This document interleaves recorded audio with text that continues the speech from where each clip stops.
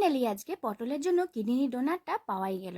আজকে পটলের অপারেশন হবে, কিভাবে হবে পুরো ভিডিওটা দেখতে থাকুন। হ্যালো এভরিওয়ান, कैसे हैं आप सब? আমি রিয়া, আবার একটি নতুন রেসিপিতে আপনাদের অনেক অনেক স্বাগত। চলুন, কিছুটা পটল আমি অপারেশন করে রেখে দিয়েছি, আর একটা পটল আপনাদের দেখিয়ে দিই কিভাবে আমি অপারেশন করছি।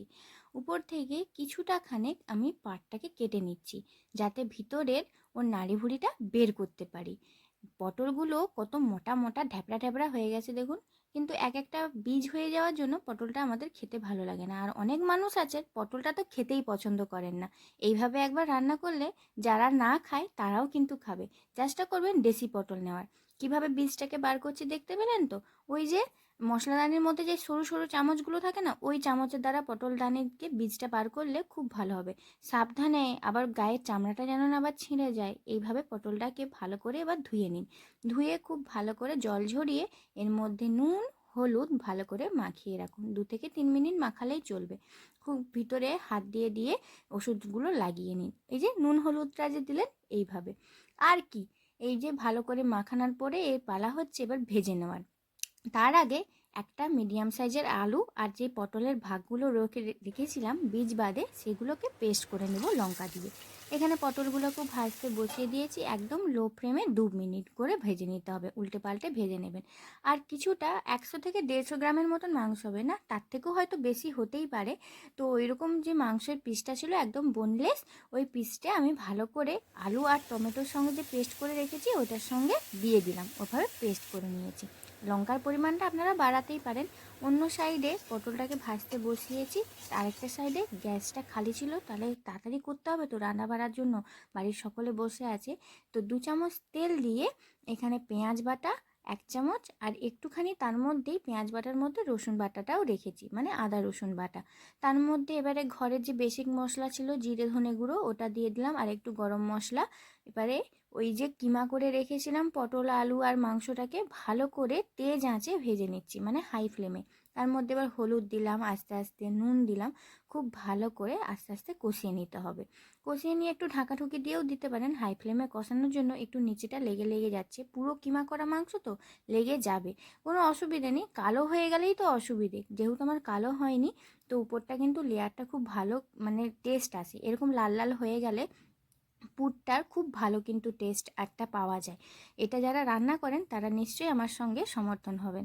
ঢাকা দিয়ে এটাকে 2 থেকে 3 মিনিট রাখলাম। এদিকে পটলটাও আমার ভাজা হয়ে গেছে উলট পালট করে, আর নরমও হয়ে গেছে। পটলটা প্রায় 80% মতন কুকও হয়ে গেছে। এই যে এখানটায়ও এটাও রেডি মোটামুটি। এবার এটাকে ঠান্ডা করে নিয়ে পুর ভরে নেওয়ার পালা। তার আগে পুরটা তো ভরবই। এবারে একটা মশলা মশলি যা করেছি সব কিছু আপনাদেরকে এবার একে একে বলতে থাকবো। আজকের রেসিপিটা আপনাদের কেমন লাগছে কিন্তু অবশ্যই জানাতে ভুলবেন না।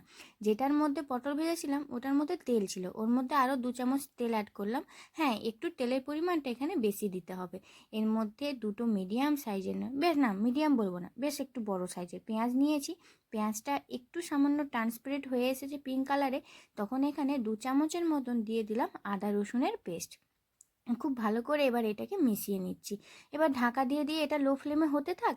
এখানে পটলগুলোকে ঠান্ডা করে নিয়েছি, আর পুরটাও ঠান্ডা হয়ে গেছে, হাতের সাহায্যে কিন্তু ভর্তি করে দিচ্ছি। এই যে অন্যের কিডনিটা ট্রান্সফার করলাম, এইভাবেই কিন্তু ট্রান্সফার করতে হবে। এইভাবে পটলের অপারেশনটা হয়ে গেল। এবার পটলটা একদম ফিট, শুধু রান্না করলেই পাতে যাবে ভাতের সঙ্গে, জাস্ট অসাধারণ লাগবে।